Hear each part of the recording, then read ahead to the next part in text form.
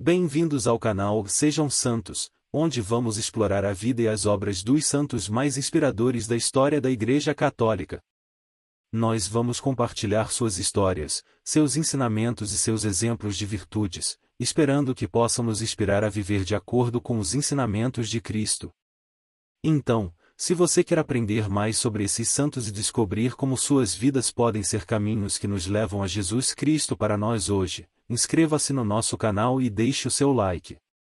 Inscreva-se hoje mesmo, divulgue nosso canal a seus amigos e comunidades e nos ajude o nosso canal para que possamos alcançar mais pessoas na divulgação a conhecer mais a vida dos santos. Onde a santidade é uma jornada diária. Faça parte dessa comunidade de busca pela santidade.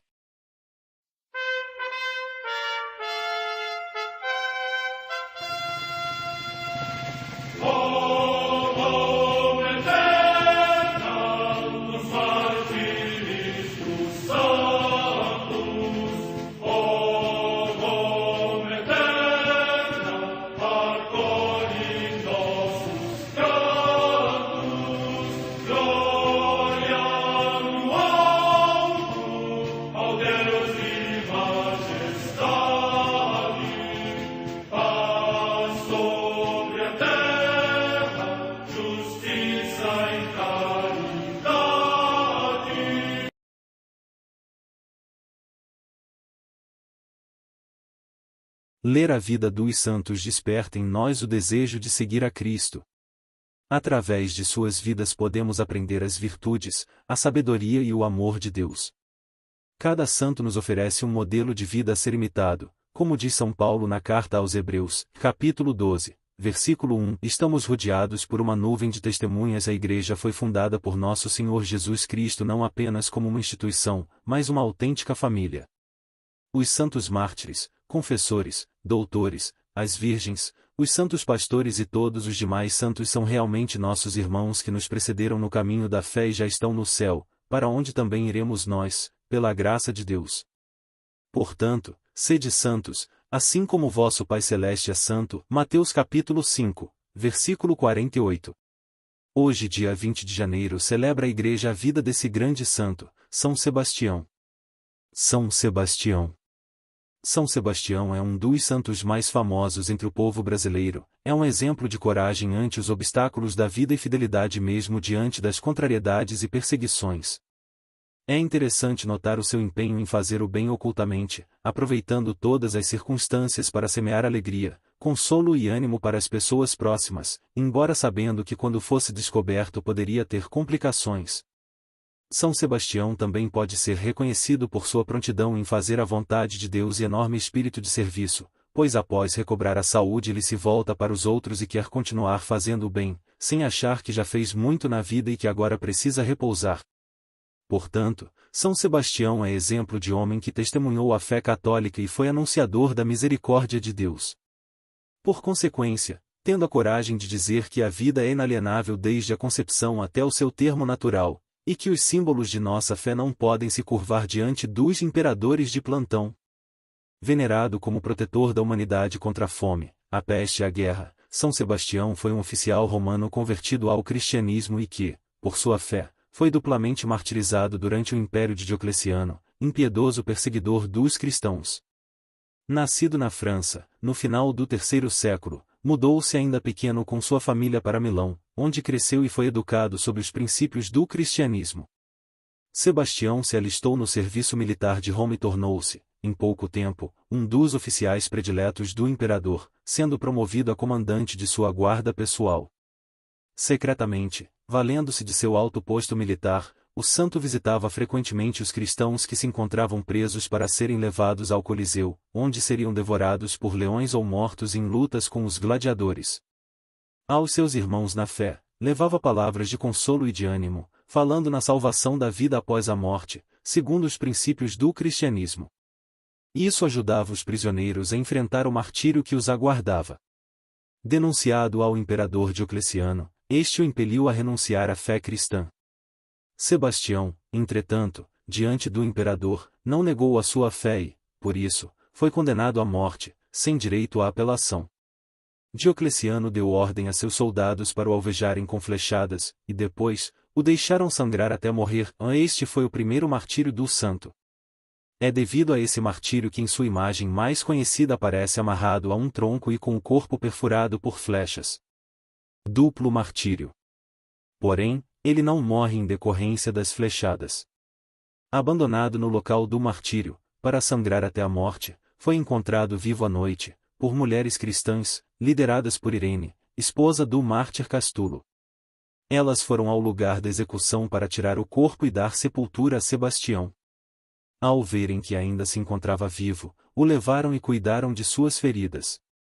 Passado um tempo, já restabelecido, São Sebastião quis continuar seu processo de evangelização e, em vez de se esconder, com valentia apresentou-se de novo ao imperador, censurando pelas injustiças cometidas contra os cristãos, acusados de inimigos do Estado, e lhe pediu que deixasse de perseguir os cristãos. Ignorando os pedidos de seu ex-oficial, o imperador ordenou que fosse morto a pauladas e que seu corpo fosse jogado nos esgotos de Roma, para que não fosse venerado como mártir pelos cristãos. Mas mais tarde Sebastião apareceu para uma cristã chamada Luciana e disse a ela: em certo poço você me encontrará pendurado por um gancho e você deve me enterrar nas catacumbas dos apóstolos. Na mesma noite ela e seus servos fizeram o que Sebastião ordenou. Alguns autores dizem que Luciano o enterrou no jardim de sua casa, que ficava situado na Via Ápia, onde está hoje sua basílica. Era o ano de 287 d.C. Padroeiro do Rio de Janeiro. Um dos mitos da tutela do santo no Rio de Janeiro conta dos milagres recebidos pelos portugueses, chefiados por Estácio de Sá, que venceram a resistência de franceses e tamoios na cidade em 1567. Os projéteis dos franceses que atingiram os peitos nus dos homens de Estácio, um tal Luís de Almeida e um índio batizado Marcos, entre outros, não causaram nenhum dano físico, como se eles estivessem de armadura. É recorrente também a afirmação de que as feridas das flechadas contra os cristãos rapidamente saravam, o que era tido por milagre de São Sebastião, segundo Manuel de Menezes e Simão de Vasconcelos. O milagre por excelência, narrado por diversos cronistas, foi a aparição de São Sebastião, como um desconhecido soldado gentil homem, de notável postura e beleza, saltando de canoa em canoa e assustando os inimigos, segundo o que teriam afirmado os próprios tamoios e franceses, após fugirem e desarranjarem uma cruel e desigual arapuca de canoas forjada contra os da cidade. Os povoadores, atribuindo o fato a um milagre, acorreram à capela de São Sebastião, rendendo-lhe graças pela salvação de suas vidas.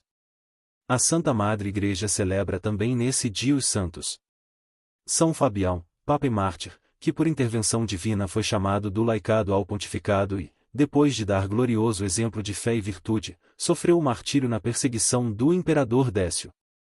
São Cipriano faz o elogio do seu combate, afirmando que ele deu testemunho insigne e irrepreensível no governo da Igreja. O seu corpo foi neste dia sepultado em Roma, junto da Via Ápia, no cemitério de Calisto. Morte no ano 250. Em Antino, na Tebaida, região do Egito, Santo Asclas, mártir, que perante o governador não temeu as suas ameaças, afirmando que o seu maior temor era desprezar a Cristo e, depois de vários tormentos, foi lançado no rio. Morte no século IV. Em Niceia, cidade da Bitínia, hoje Iznik, na Turquia, São Neófito, mártir. Morte no século IV. Na Palestina, Santo Eutímio, abade, que, sendo natural da Armênia e consagrado a Deus desde a infância, partiu para Jerusalém e, depois de passar muitos anos na solidão, foi até a morte sempre firme e diligente na humildade e caridade insigne na observância da disciplina. Morte no ano 473.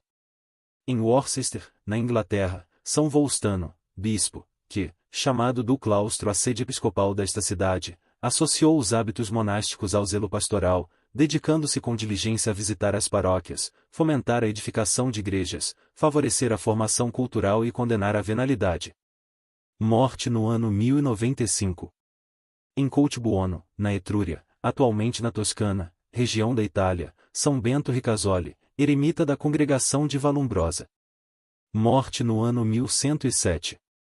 Na Finlândia, Santo Henrique, bispo e mártir, que, sendo natural da Inglaterra, recebeu o encargo de governar da igreja de Uppsala, dedicando-se com grande zelo à evangelização dos finlandeses. Por fim, foi cruelmente morto por um homicida, que ele tinha tentado corrigir segundo a disciplina eclesiástica. Morte no ano 1157. Em Messina, cidade da Sicília, na Itália, Santa Eustóquio Calafato, virgem, abadesa da Ordem de Santa Clara, que se dedicou com grande energia a restaurar a primitiva disciplina da vida regular e promover a imitação de Cristo segundo a tradição de São Francisco. Morte no ano 1485. Em Roma, o beato Ângelo Francisco Pauli, presbítero da Ordem dos Carmelitas. Morte no ano 1720. Em Seul, na Coreia, Santo Estevão Minkook Ka, mártir, que, sendo catequista, foi degolado no cárcere em ódio à fé cristã. Morte no ano 1840. Em Le Mans, na França, o beato Basílio Antônio Maria Morial, presbítero diocesano, fundador da Congregação da Santa Cruz. Morte no ano 1873. Em Casória, próximo de Nápoles, na Campânia, região da Itália, Santa Maria Cristina da Imaculada Adelaide Brando, virgem, que dedicou a sua vida à formação cristã das crianças, e por meio da Congregação das Irmãs Vítimas Expiatórias de Jesus Sacramentado, contribuiu intensamente para fomentar a adoração da Santíssima Eucaristia. Morte no ano 1906. No mosteiro de Mount St. Bernard, próximo de Leicester, na Inglaterra, o beato Cipriano Miguel e Venitanci, presbítero da Ordem Cisterciense, que, sendo natural do território de Onitsha, da Nigéria, ainda jovem professou a fé cristã contra a vontade da família e, ordenado sacerdote, se dedicou com grande zelo ao trabalho pastoral, até que, abraçando a vida monástica, mereceu consumar uma santa vida com uma santa morte. Morte no ano 1964.